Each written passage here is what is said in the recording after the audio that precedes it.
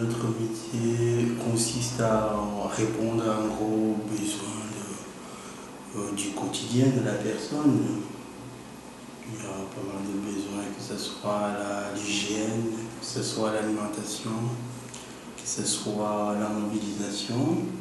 C'est de pouvoir accompagner une personne vieillissante, comme on dit, dans les actes de la vie quotidienne qu'elle n'arrivait pas à accomplir d'elle-même. Bon, il faut aussi préserver l'autonomie de la personne. Parce que dans votre famille, vous pouvez avoir aussi des personnes handicapées, vous pouvez avoir aussi des personnes qui ont des problèmes psychologiques. Donc il y a forcément des comparaisons, même si on ne le veut pas, qui se font entre sa vie personnelle et ce qu'on vit ici. Donc des fois, ça permet aussi de mieux comprendre les gens. Je me sens reconnue. Quand je suis revenue de vacances, j'étais attendue. Tout le monde était content de me revoir. C'est assez gratifiant. Et il y a une partie animation chez les personnes âgées que j'ai peur de ne pas retrouver dans le métier d'infirmière.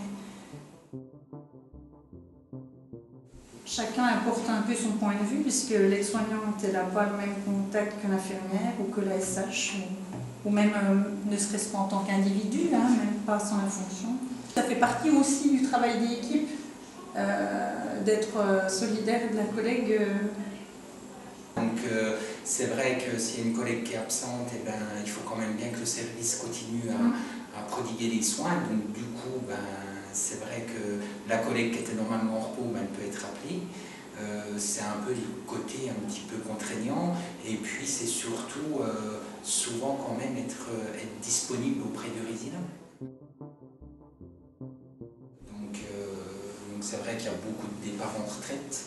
Il y a le fait que le gouvernement a statué sur la dernière année où 15 ans de service, 3 enfants, les gens peuvent partir en retraite. Donc c'est vrai que dans les hôpitaux, il y a beaucoup de personnes qui prennent cette alternative-là.